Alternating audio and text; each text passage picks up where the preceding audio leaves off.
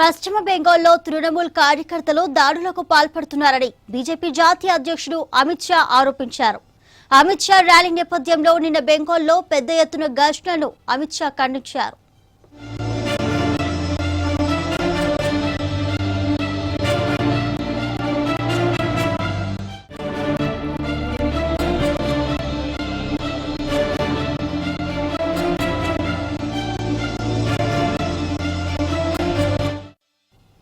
బెంగాల్లో జరిగిన హింసాత్మక ఘటనలకు మమతా బెనర్జీదే బాధ్యత అన్నారు అమిత్ షా. రాష్ట్రంలో తృణమూల్ కార్యకర్తలు దాడులకు పాల్పడుతున్నారన్న ఆయన అక్రమంగా పోలింగ్ బూతుల్లోకి చొరబడి దుశ్చర్యలకు దిగుతున్నారని విమర్శించారు. తృణమూల్ కాంగ్రెస్ కేవలం పశ్చిమ బెంగాల్లోని 42 సీట్లలోనే పోటీ చేస్తుందని అన్నారు. అయితే బీజేపీ మాత్రం దేశవ్యాప్తంగా అన్ని రాష్ట్రాల్లో పోటీ చేస్తున్నామని తెలిపారు. గత 6 దశల ఎన్నికల్లో బెంగాల్లో జరిగినట్లుగా ఏ రాష్ట్రంలోనూ హింసాత్మక ఘటనలు జరగలేదన్న అమిత్ షా ఈ ఘటనలకు తృణమూల్ కాంగ్రెస్ బాధ్యత వహించాలని అన్నారు.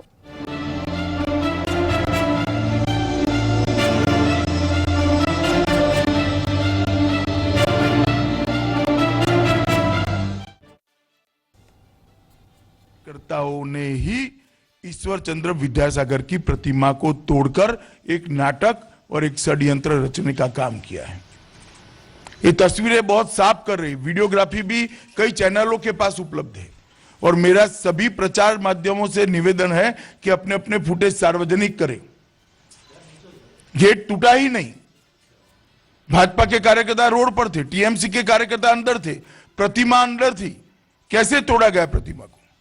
और तीसरी तस्वीर है जहां ईश्वर चंद्र विद्यासागर जी का प्रतिमा रखा था, इसकी तस्वीरें ये 2 कमरों के अंदर है,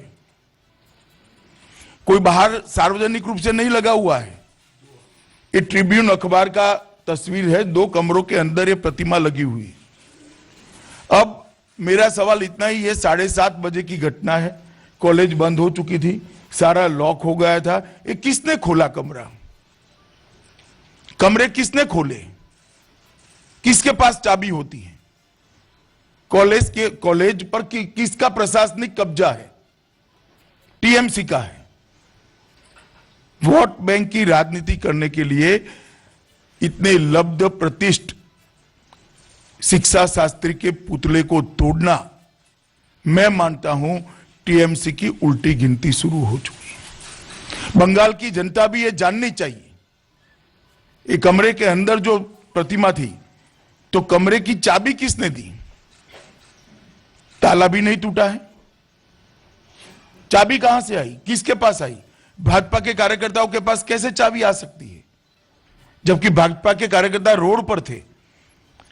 वो सारी घटनाएं, सारे सबूत इंगित करते हैं कि ईश्वर चंद्र विद्यासागर जी की प्रतिमा को टीएमसी के गुंडों ने तोड़ा है, हारी हुई बाजी जीत में पलटने के लिए तोड़ा है।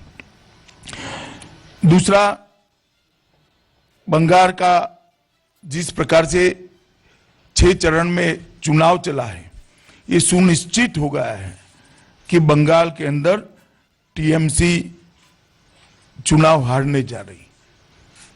और मैं बंगाल के अंदर कई सीटों पर सभा कर आया हूं, 16 सभाएं मेरी अब तक हुई हैं, प्रधानमंत्री जी की भी हुई, हमारे वरिष्ठ नेताओं की भी।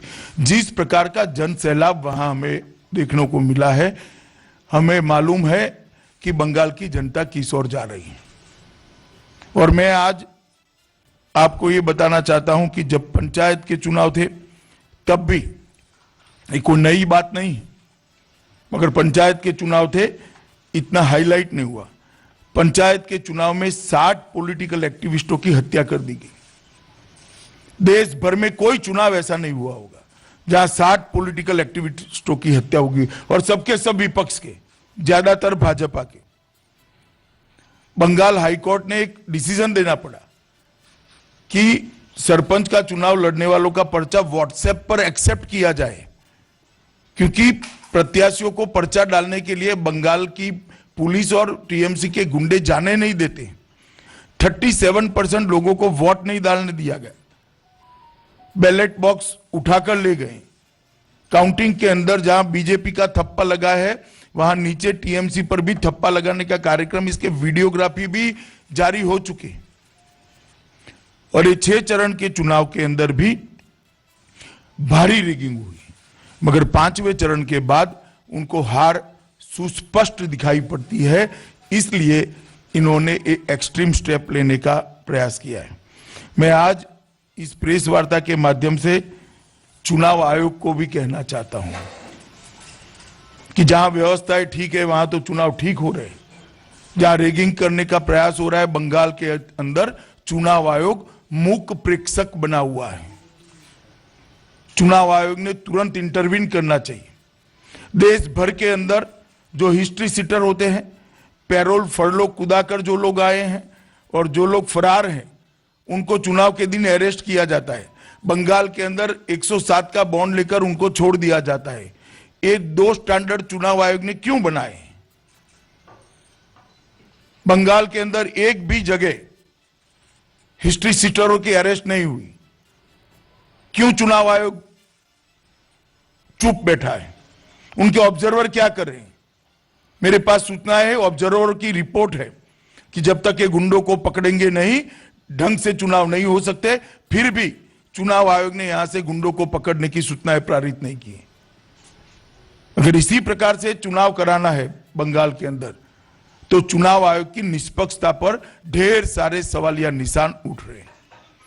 और मित्रों, मैं अभी भी चुनाव आयोग को आपके माध्यम से अपील करना चाहता हूं कि एक चरण बचा है, कम से कम एक चरण के अंदर बंगाल के अंदर निष्पक्ष चुनाव हो, इसके लिए करना चाहिए।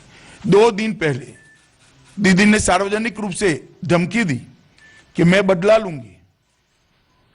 योगी आदित्यनाथ और हमारे कई नेताओं को सुओ मोटो कदम उठाकर आपने प्रचार के लिए बैन दे दिया। ममता दीदी ने माइक के जरिए भाषण के अंदर, सार्वजनिक भाषण में धमकी दी। क्यों संज्ञान नहीं लिया चुनाव आयोग ने? उनके